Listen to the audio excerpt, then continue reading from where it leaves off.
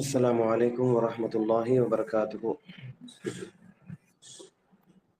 الحمد للہ رب العالمین والصلاة والسلام على سید الانبیاء والمرسلین وعلى آلہ وصحبہ اجمعین ومن تبعہم بإحسان الى یوم الدین، اما بعد۔ محترم حضرات اور دیگر سامعین، بزرگوں اور بچوں، باقی اسلامی خواتین اور ماں اور بہنوں، سب سے پہلے میں اللہ سبحانہ و تعالی کا دل سے شکریہ ادا کرتا ہوں، جس نے الحمدللہ ہم سب کو اس عظیم کتاب کو پڑھنے کی توفیق دی۔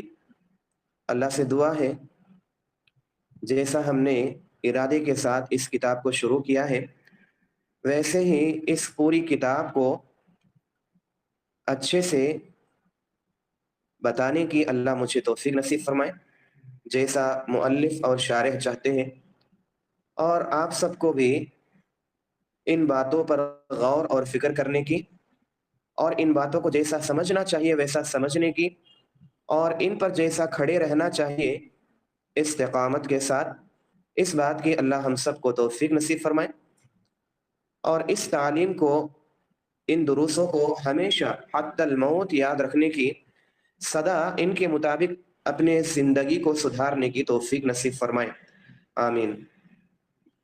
محترم حضرات اور باقی تمام، جیسا کہ آپ جانتے ہیں الحمدللہ جس کتاب کو ہم پڑھ رہے ہیں وہ امام بربہاری رحمہ اللہ کی کتاب شرح السنہ ہے، جس کی تفسیر اتحاف القاری بالتعلیق علی شرح السنہ للبربہاری ہے، جو شیخ صالح الفوزان حفظہ اللہ کی ہے۔ اس کتاب میں ہم نے مؤلف کے بارے میں اور اسی طرح مقدمہ جو شیخ صالح الفوزان حفظہ اللہ کا ہے، اس کے بعد مقدمہ جو مؤلف رحمہ اللہ کا ہے، ہم نے سنا۔ اللہ سے میں دعا کرتا ہوں جیسا مؤلف رحمہ اللہ نے دعا کیا، فَنَسْأَلُهُ التَّوْفِيقَ لِمَا يُحِبُّ وَيَرْضَى وَالْحِفْظَ مِمَّا يَكْرَهُ وَيَسْخُطُ۔ بہرحال ہم اپنی آج کی درس کو شروع کرتے ہیں۔ آج کی درس اصل کتاب کی آغاز ہے، یہاں سے سنت کی تفسیر شروع ہونے والی ہے۔ مؤلف رحمہ اللہ پہلی بات میں یہ فرماتے ہیں، اعلموا ان الاسلام هو السنہ، آپ سب اچھے سے جان لو کہ اسلام ہی سنت ہے، والسنۃ ہی الاسلام، اور سنت ہی اسلام ہے، ولا یقوم احدہما الا بالآخر، ان میں کوئی بھی ایک دوسرے کے بغیر قائم نہیں رہ سکتا، مطلب اسلام کے بغیر سنت ادھورا ہے، سنت کے بغیر اسلام ادھورا ہے۔ بہرحال یہاں سے شرح شروع ہونے والی ہے۔ شیخ صالح الفوزان حفظہ اللہ فرماتے ہیں، اس مؤلف کے عظیم نقطے کے تفسیر میں سب سے پہلے مؤلف رحمہ اللہ نے اپنے اس عبارت میں اول اعلموا کا لفظ لایا ہے، جس کا مطلب ہوتا ہے کہ جان لو۔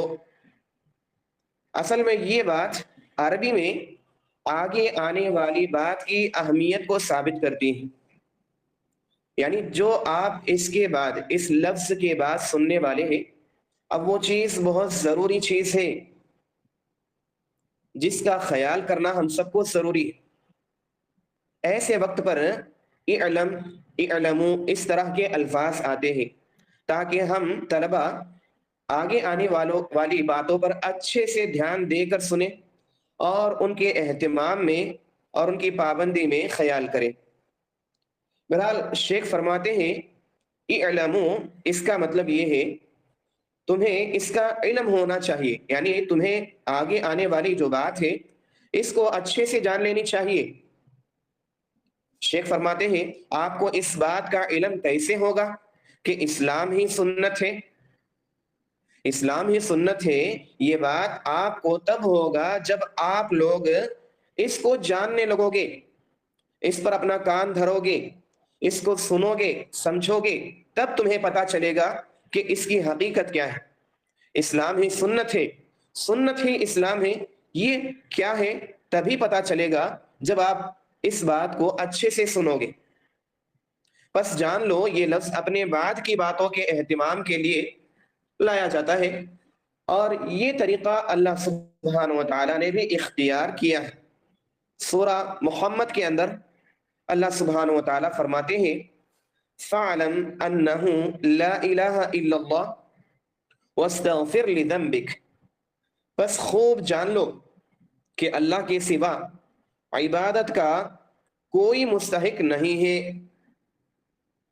اور معافی مانگو اپنے قصور کے لیے۔ یہ اللہ سبحانہ و تعالیٰ کا فرمان ہے۔ آغاز اللہ تعالیٰ نے اسی لفظ سے شروع کیا ہے، فَعْلَمْ، تم سب اچھے سے جان لو، یعنی لا الہ الا اللہ کا معنی اور اس کا مطلب اور اس کے جو بھی ضروری چیزیں ہیں ان کو اچھے سے جان لو، اور ان پر اپنے علم کے مطابق سے عمل کرنا شروع کرو۔ یہ اللہ تعالیٰ کا اس آیت میں فرمان ہے۔ اسی طرح سورۃ المائدہ میں اللہ سبحانہ و تعالیٰ فرماتے ہیں اعلموا ان اللہ شدید العقاب وان اللہ غفور الرحیم، خبردار ہو جاؤ، کان کھول کے سن لو، اللہ سزا دینے میں بھی سخت ہے اور اس کے ساتھ بہت درگزر اور رحم بھی کرنے والا ہے۔ اللہ بندوں کے گناہوں پر گرفت کرنے والا ہے، سخت پکڑنے والا ہے، اور اسی طرح اللہ جس پر وہ چاہتا ہے ان پر رحم بھی کرنے والا ہے۔ تو یہ دونوں صفات اللہ کے ہیں۔ اس آیت میں بھی آپ اگر غور کریں تو اللہ تعالیٰ اس آیت کا آغاز بھی اسی طرح کا لفظ اعلموا سے کرتا ہے۔ شیخ صالح الفوزان حفظہ اللہ فرماتے ہیں اس سے معلوم ہوتا ہے کہ اعلموا یہ جو امر کے صیغے ہیں لفظ علم کے ساتھ آنے والے، یہ اپنے بعد آنے والے باتوں کی اہمیت کے طور پر لائی جاتے ہیں، اور اسی طرح جو بھی سامعین ہیں ان کو دھیان دلوانے کے لیے اس طرح کا لفظ استعمال کیا جاتا ہے جیسا کہ اللہ نے اپنے کلام میں کیا، اور اسی طریقے پر مؤلف رحمہ اللہ نے بھی اپنے اس متن میں شروعات میں اعلموا کا لفظ استعمال کیا ہے۔ اور آگے شیخ صالح الفوزان حفظہ اللہ فرماتے ہیں مؤلف رحمہ اللہ نے اعلموا کے بعد متن میں یہ فرمایا کہ ان الاسلام هو السنہ والسنۃ ہی الاسلام، اسلام ہی سنت ہے اور سنت ہی اسلام ہے۔ اس کا کیا مطلب ہے؟ شیخ صالح الفوزان حفظہ اللہ فرماتے ہیں اسلام ہی وہ طریقہ ہے جسے تمام رسول نے اللہ سے پایا ہے، جسے تمام رسول نے اپنے امتیوں کو دعوت دیا ہے، ان تمام نے اسلام کو ہی پیش کیا ہے۔ پس ہر نبی نے اللہ کی توحید کی طرف دعوت دی اور اللہ کی وحدانیت کی طرف ہی دعوت دی ہے۔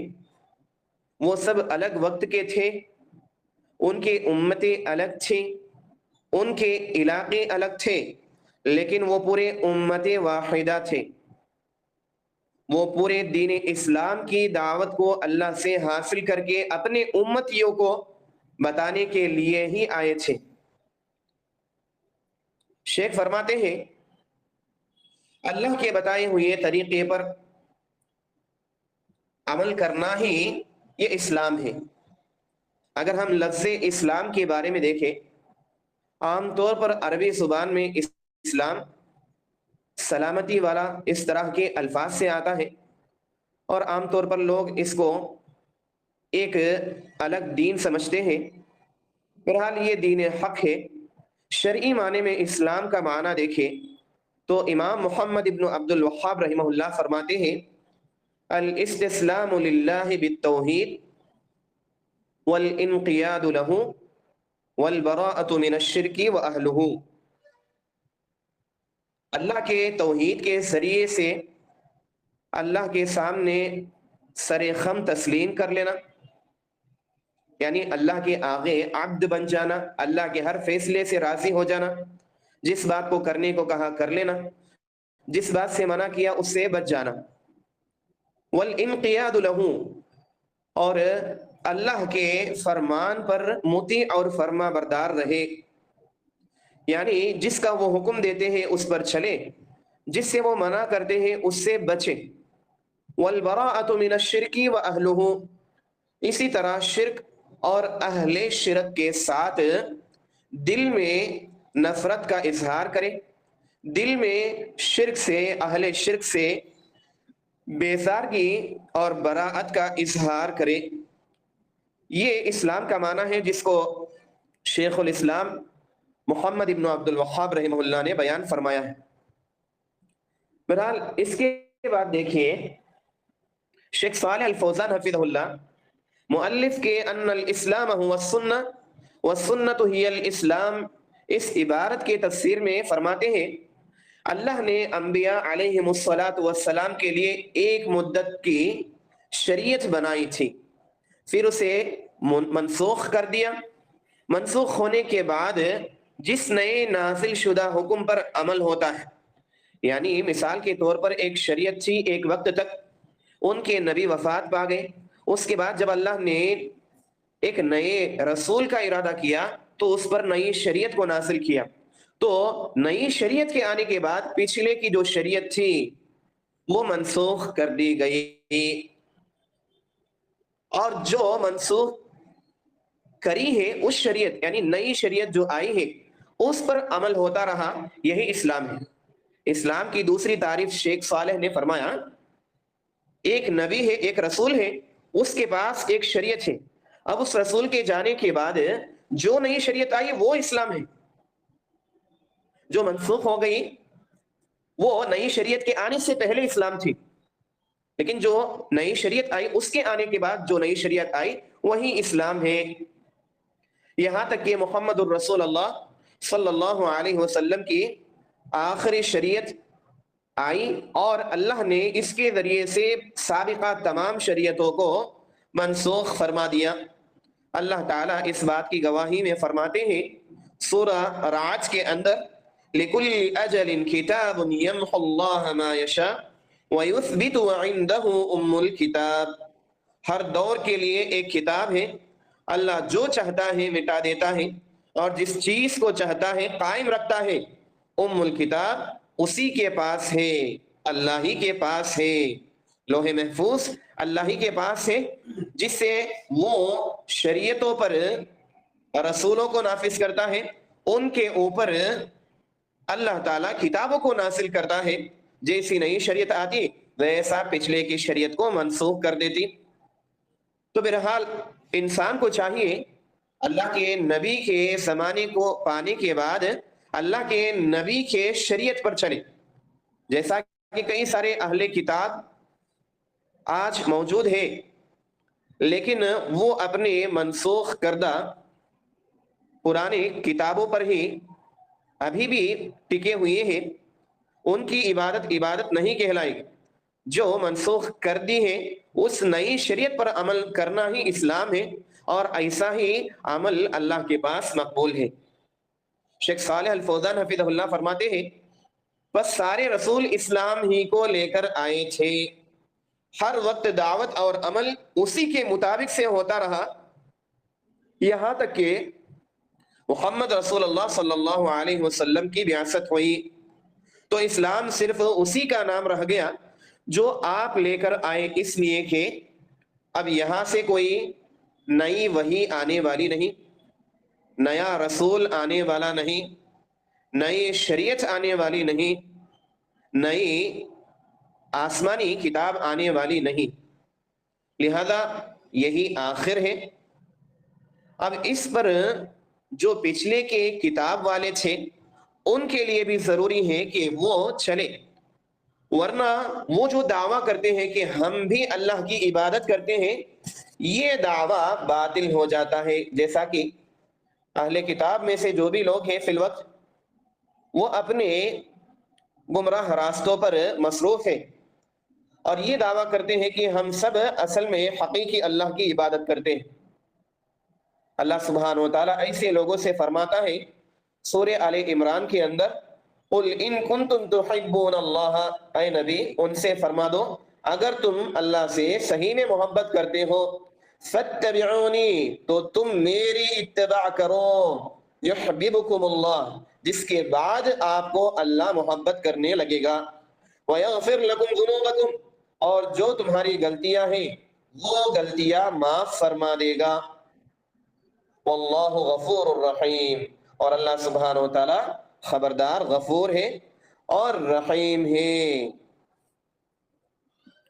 اور جو لوگ اہل کتاب میں سے ایمان نہیں لاتے، اللہ کے نبی کے شریعت کے مطابق عمل نہیں کرتے، ایسے لوگوں کے لیے حدیث کے اندر وعید سنا دی گئی ہے، جیسا کہ سیدنا ابی ہریرہ رضی اللہ تعالی عنہ بیان فرماتے ہیں، اور یہ حدیث ہمیں صحیح مسلم کے اندر باب وجوب الایمان برسالہ نبینا محمد صلی اللہ علیہ وسلم، اس باب میں یہ حدیث ہے۔ اللہ کے نبی صلی اللہ علیہ وسلم بیان فرماتے ہیں، والذی نفس محمد بیدہ لا يسمع بی احد من هذه الامہ یہودی ولا نصرانی ثم يموت ولم يؤمن بالذی ارسلت به الا كان من اصحاب النار۔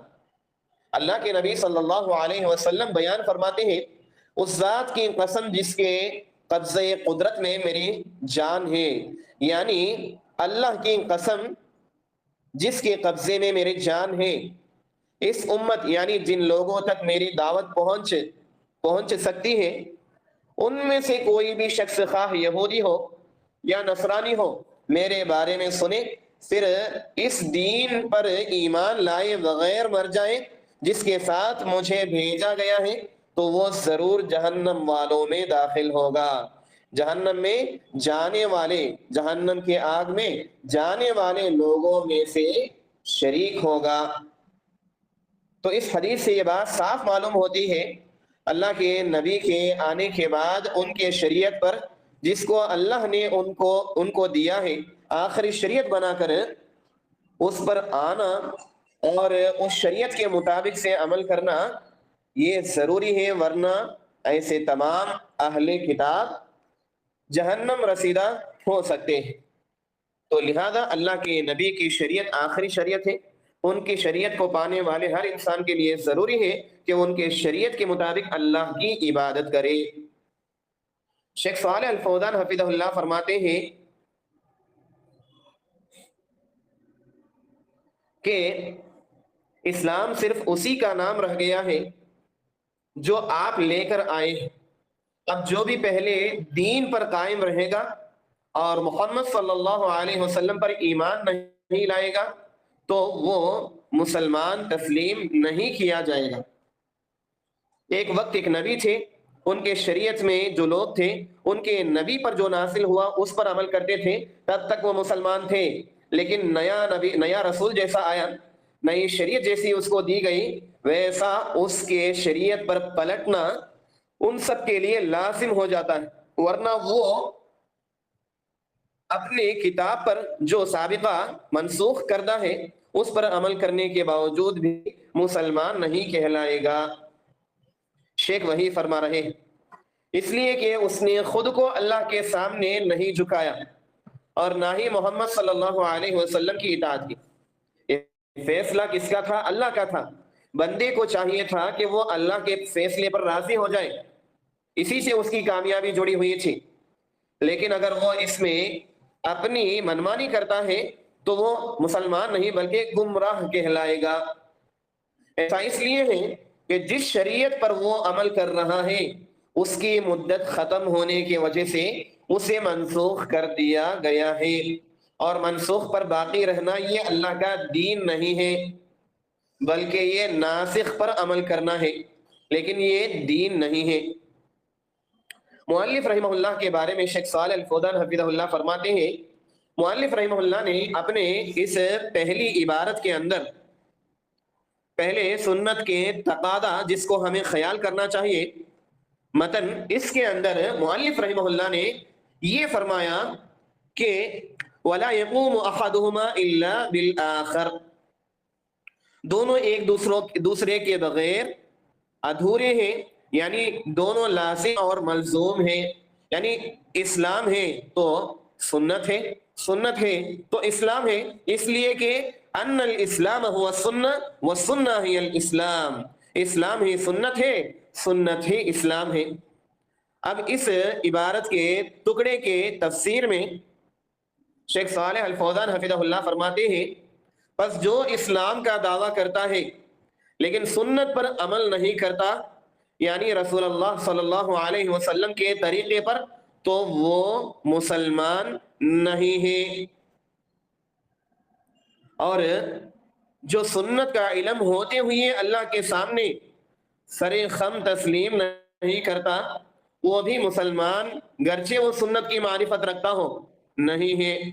بس دونوں کو ایک ساتھ ماننا ضروری ہے، کیونکہ آپ جانتے ہیں کہ جیسا اللہ کی کتاب وہی ہے ویسے سنت بھی وہی ہے.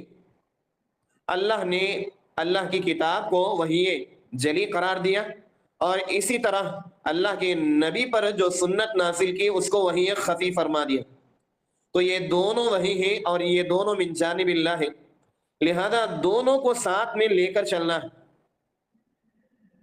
اور اگر کوئی شخص یہ بات جانتا ہے پھر بھی سنت میں انکار کی صفت کو اپناتا ہے، جیسا کہ منکرین حدیث کا رویہ ہے، تو یہ لوگ اپنے آپ کو مسلمان سمجھتے رہے لیکن یہ اللہ کے پاس مسلمان نہیں ہے، اس لیے کہ اسلام ہی سنت ہے، سنت ہی اسلام ہے.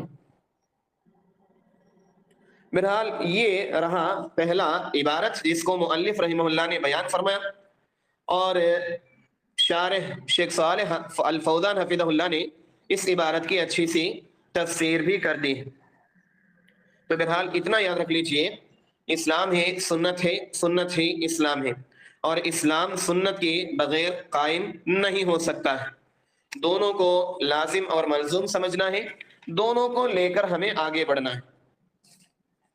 اس کے بعد اب مؤلف رحمہ اللہ کا دوسرا متن ہے اس کتاب میں، فَمِنَ السُّنَّةِ لُزُومُ الْجَمَاعَةِ فَمَنْ رَغِبَ عَنِ الْجَمَاعَةِ وَفَارَقَهَا فَقَدْ خَلَعَ رِبْقَةَ الْإِسْلَامِ مِنْ عُنُقِهِ وَكَانَ ضَالًّا مُضِلًّا. مؤلف رحمہ اللہ نے اس عبارت میں فرمایا جماعت سے وابستہ رہنا سنت ہے، جماعت سے مل کر رہنا، جڑ کر رہنا سنت ہے. پس جو شخص جماعت سے منہ پھیر لیتا ہے، پس جو شخص جماعت سے انحراف کرتے ہوئے اس کو چھوڑ دیتا ہے تو اس نے اپنی گردن سے اسلام کا پٹا اتار دیا. اب وہ انسان گمراہ ہے، وہ خود گمراہ ہے اور وہ دوسروں کو بھی گمراہ کرتے جائے گا. اب یہ مؤلف رحمہ اللہ کا اس کتاب کا دوسرا متن ہے. اب اس میں سب سے پہلے مؤلف رحمہ اللہ نے فرمایا فَمِنَ السُّنَّةِ لُزُومُ الْجَمَاعَةِ، جماعت سے وابستگی یہ سنت ہے، جماعت سے جڑ کر رہنا یہ سنت ہے. اس عبارت کے تفسیر میں شیخ صالح الفوزان حفظہ اللہ فرماتے ہیں مؤلف کا یہ کہنا کہ جماعت سے جڑ کر رہنا سنت ہے، یہ معاملہ ہمیشہ ایسا ہی رہا ہے. اسلام ہی سنت ہے اور سنت ہی اسلام ہے. سنت کی کئی اقسام ہیں، جماعت سے وابستگی سنت ہے. اس کی تفسیر میں شیخ فرماتے ہیں یعنی مسلمانوں کی جماعت سے مل کر رہنا چاہیے. یہاں جماعت سے مراد کیا ہے وہ بھی شیخ فرماتے ہیں مسلمان کی وہ جماعت ہے، جماعت سے یہاں مراد جو حق پر قائم ہے، جو حق پر قائم نہیں وہ جماعت سے علیحدگی اختیار کرنا بھی ہمارے لیے ضروری ہے. جیسا ما وافق الحق والی جماعت سے مل کر رہنا ضروری ہے، ویسا جو اس سے ہٹ کر ہے ان جماعتوں سے بچے رہنا یہ بھی ہمارے لیے ضروری ہے.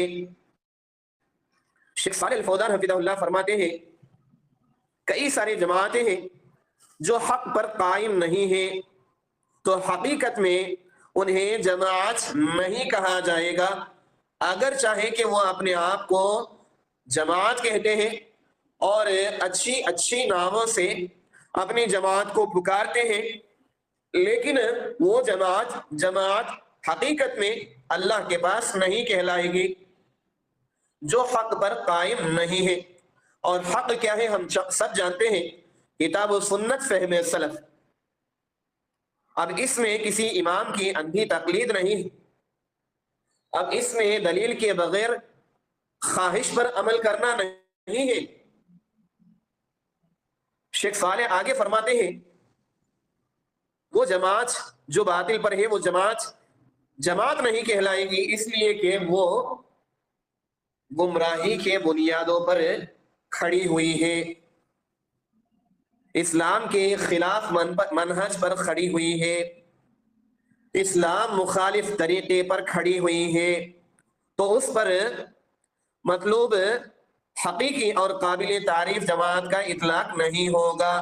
یعنی اسے جماعت، اصل میں اس میں چاہے کتنے بھی افراد ہو، جماعت نہیں کہلایا جائے گا، کیونکہ جماعت اس کو نہیں کہتے جو کہ ایک گروہ ہے، ایک بھیڑ ہے، بلکہ شریعت کے معنی میں جماعت وہ ہے جس کو سیدنا عبداللہ ابن مسعود رضی اللہ تعالی عنہ نے بیان فرمایا ہے، ما وافق الحق وان كنت وحدك، حق بات پر جو ہے وہی حق ہے اور وہی جماعت ہے، اگر چاہے کہ وہ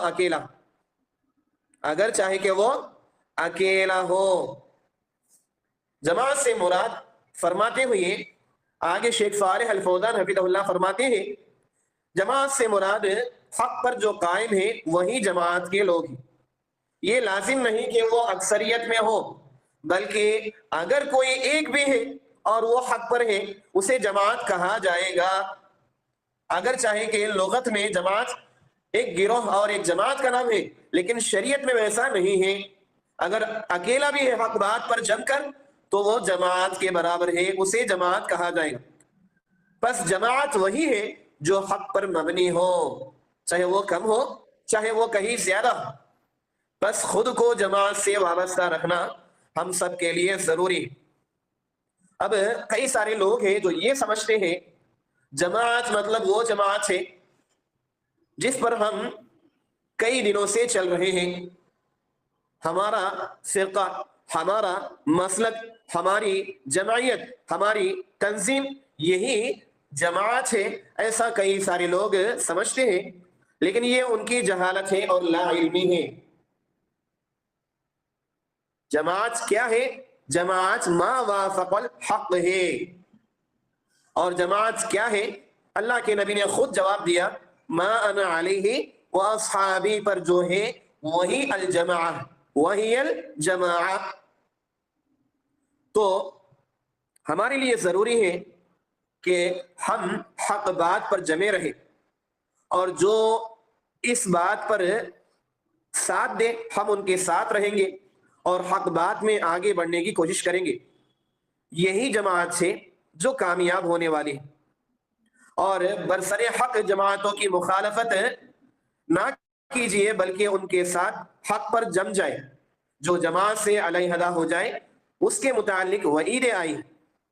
اب کئی سارے لوگ ہیں جو اس بات کا دعویٰ کرتے ہیں کہ یہ لوگ ہمارے جماعت سے ہٹ گئے، اس لیے خوارج، اس لیے یہ گناہ پر ہے، یہ باطل پر ہے، یہ گمراہ ہو چکے ہیں۔ اس طرح کے دھمکیاں ہم سنتے رہتے ہیں، اس طرح کے الزامات ہم سنتے رہتے ہیں۔ یہ بس ان کے دین کی نہیں بلکہ مسلک کی محبت میں حق بات کے خلاف لڑائی اور اپنے خواہشات نفس کی عبادت ہے، اس کے علاوہ اور کچھ نہیں۔ بہرحال جو حق ہے ان کے ساتھ ہمیں مل کر رہنا چاہیے، جماعت سے وابستہ رہنا چاہیے۔ اس کا مطلب شیخ یہ بھی فرماتے ہیں کہ جماعت سے وابستگی کا مطلب یہ ہے کہ جو حق ہے اس کے خلاف خروج نہ کیا جائے اور نہ اس سے اختلاف کیا جائے، بلکہ اس کے ساتھ جڑ کر رہا جائے۔ اب اس میں کئی سارے لوگوں کو دیکھتے ہیں اور لوگوں کے لیے حق بات کا ساتھ دینے کا دکھاوا کرتے ہیں، اور جب کبھی ضرورت پڑتی ہے دنیاوی معاملات میں، ساتھ نہ دینے کی وجہ سے وہ حق بات کو چھوڑ کر چلے جاتے ہیں۔ ایسا ہم کئی سارے لوگوں کو دیکھتے ہیں۔ یاد رکھ لیجئے، ایسے لوگ اصل میں اللہ کے لیے نہیں، بلکہ سلفیت کے لیے نہیں، بلکہ حق بات کے لیے نہیں، بلکہ دنیاوی خواہشات اور ضرورتوں کو پورا کرنے کے لیے حق بات کے اوپر چلنے والے لوگوں سے دوستی کرتے ہیں۔ تو بہرحال انسان کو چاہیے کہ اللہ کے لیے دوستی کرے، اسلام اور سنت کے لیے دوستی کرے، توحید اور سلفیت کے لیے دوستی کرے، نہ کہ دنیاوی خواہشات کے اوپر چلنے کے لیے، نہ کہ دنیاوی ضرورتوں کو پورا کرنے کے لیے، کیونکہ ایسی دوستی کبھی جو ہے باقی رہنے والی نہیں۔ اور یاد رکھیں، سلفی یہ معصوم نہیں ہے، سلفیت معصوم ہے، اس میں کوئی گناہ کا موقع ہی نہیں۔ تو لہذا کئی سارے اس نے مجھے مدد نہیں کیا، یہ سلفی نہیں ہے، اب میں ان کے ساتھ نہیں رہتا، ایسا کہہ کر کئی سارے لوگ گمراہ لوگوں کے ساتھ میں چلے گئے ہیں۔ بہرحال ایسا لا علمی کی وجہ سے ہوتا ہے۔ اللہ اسے لوگوں کو صحیح بات کی توفیق نصیب فرمائے، اور ہمیں بھی صراط مستقیم کے اوپر گامزن رہنے کی توفیق نصیب فرمائے، اور صبر و استقامت کے ساتھ ڈٹے رہنے کی توفیق نصیب فرمائے، آمین۔ بہرحال مؤلف رحمہ اللہ کا یہ کہنا کہ بس جو شخص، مؤلف رحمہ اللہ نے کیا فرمایا اس کے بعد متن میں، فمن رغب عن الجماعہ وفارقها فقد خلع ربقة الاسلام من عنقه۔ اب اس عبارت کی تفسیر میں شیخ صالح الفوزان حفظہ اللہ یہ فرماتے ہیں کہ یہ جو ٹکڑا مؤلف رحمہ اللہ نے اختیار کیا ہے متن کے اندر، یہ اصل میں ایک حدیث کا ٹکڑا جو کہ ترمذی کے اندر ہے، اور اس کی سند اور متن سب صحیح ہے، جیسا کہ علامہ البانی رحمہ اللہ نے فرمایا۔ حدیث کیا ہے؟ رسول اللہ صلی اللہ علیہ وسلم نے فرمایا، فمن رغب غیر الجماعة وفارقها فقد خلع ربقة الاسلام، اسی طرح من فارق الجماعة قید شبر فقد خلع ربقة الاسلام من عنقه۔ اس طرح کے احادیث آئے۔ رسول اللہ صلی اللہ علیہ وسلم نے ان احادیث میں فرمایا، جو ایک بالشت بھی، جو ایک جانا بھی جماعت سے دوری اختیار کرے گا تو اس نے اپنی گردن سے اسلام کا پٹا اتار دیا۔ رواہ احمد، رواہ ترمذی وغیرہ۔ شیخ فرماتے ہیں اس حدیث کو بیان کرنے کے بعد، یہ بہت ہی سخت قسم کی وعید ہے جس کو اللہ کے نبی نے اس حدیث میں سنایا۔ اگر یہ دوری عقیدے کے باب میں پائی جاتی ہے، وہ اس طرح کے بندہ غیر اللہ کی عبادت کرتا ہے تو یہ کفر ہے، اور اگر یہ اس کے علاوہ میں دوری پائی جاتی ہے تو یہ گمراہی ہے۔ پس جماعت سے دوری اختیار کرنے میں کوئی خیر نہیں ہے۔ اور حدیث میں یہ بھی ہے، اللہ کے نبی صلی اللہ علیہ وسلم نے فرمایا، علیکم بالجماعت فإن ید اللہ علی الجماعہ، تم پر جماعت سے وابستہ رہنا لازم ہے، اس لیے کہ اللہ نے مدد جماعت کے اوپر رکھا ہے، جماعت کے ساتھ رکھا ہے۔ اور یہ روایت مسند احمد اور ترمذی اور نسائی فی الکبریٰ وغیرہ میں موجود ہے، اور یہ صحیح۔ اور اسی طرح کی اور ایک روایت ہے، جماعت سے دوری کا کیا سزا ہے، کیا اس کے نقصانات ہیں، اس بارے میں جو بخاری اور مسلم کے اندر موجود ہے۔ حذیفہ بن الیمان فرماتے ہیں، وَلَمَّا أَخْبَرَ النَّبِيُّ صلی اللہ علیہ وسلم حذیفہ من الیمان بما يحصل من الفتن والتفرق قال له حذیفہ ما تأمرنی ان ادرکنی ذلك، قال ان تلزم جماعة المسلمین وامامهم۔ جب رسول اللہ صلی اللہ علیہ وسلم نے سیدنا حذیفہ بن یمان رضی اللہ تعالیٰ عنہ، جو کہ اللہ کے نبی کے صاحب السر ہے، ان کو فتنے اور جماعت بندی سے حاصل ہونے والی باتوں کے بارے میں خبر دی گئی تو انہوں نے آپ صلی اللہ علیہ وسلم سے کہا، اگر میں ان حالات میں پڑ جاؤں تو بتائیے کیا کروں؟ تو اللہ کے نبی صلی اللہ علیہ وسلم نے فرمایا مسلمانوں کی جماعت اور ان کے امام سے وابستہ رہو۔ مسلمانوں کی جماعت سے مراد آپ نے سن لیا ہے ما وافق الحق، اور امام سے مراد کون ہے؟ حکام بھی آتے ہیں اور علماء بھی آتے ہیں۔ بہرحال ہمیں دو باتوں کا خیال کرنا چاہیے، جیسا کہ شیخ صالح الفوزان حفظہ اللہ فرماتے ہیں، اس طرح جماعت دو صورتوں سے خالی نہیں ہوگی، دو صورتوں سے جماعت خالی نہیں ہوگی، یعنی دو صورتوں کے بغیر جماعت نہیں رہے گی۔ پہلی صورت کیا ہے؟ پہلی صورت کے بارے میں فرماتے ہیں کہ اس کا منہج کتاب و سنت ہوگا، جماعت کا جو منہج ہوگا وہ کتاب و سنت ہوگا، فلاں کا یا کسی اور کا مذہب نہیں، فلاں کا یا کسی شیخ کا قول نہیں، اس کا منہج نہیں، بلکہ کتاب و سنت کا منہج ہوگا۔ کتاب و سنت ہی جو ہے جماعت کو ثابت کر سکتا ہے۔ اور جماعت میں دوسری چیز کا بھی ہونا ضروری ہے، جیسا کہ شیخ فرماتے ہیں کوئی مسلم امام ان کی قیادت کر رہا ہو جس کی طرف وہ رجوع کرتے ہو، یہ ممکن ہی نہیں ہے کہ بغیر امام کے جماعت قائم ہو۔ اور سے سنیں، کوئی مسلم امام ان کی قیادت کر رہا ہوگا جس کی طرف وہ رجوع کرتے ہوں گے، یہ ممکن نہیں ہے کہ بغیر امام کے جماعت قائم ہو۔ ایک امام کا ہونا ضروری ہے جس کی طرف وہ رجوع ہوتے ہو۔ اسی لیے سیدنا حذیفہ رضی اللہ تعالی عنہ سے آپ صلی اللہ علیہ وسلم نے فرمایا مسلمانوں کی جماعت اور اس کے امام سے وابستہ ہونا چاہیے۔ انہوں نے کہا کہ اگر جماعت اور امام دونوں نہ ہو، تو اگر گروہ نہیں ہے اور اس کا امام بھی نہیں ہے، ایسے مقام پر ہم ہیں تو ہمارا کیا حکم ہے؟ تو اللہ کے نبی صلی اللہ علیہ وسلم نے فرمایا، کیا فرمایا؟ اللہ کے نبی صلی اللہ علیہ وسلم نے یہ فرمایا ہے کہ سارے فرقوں سے علیحدہ رہنا چاہیے۔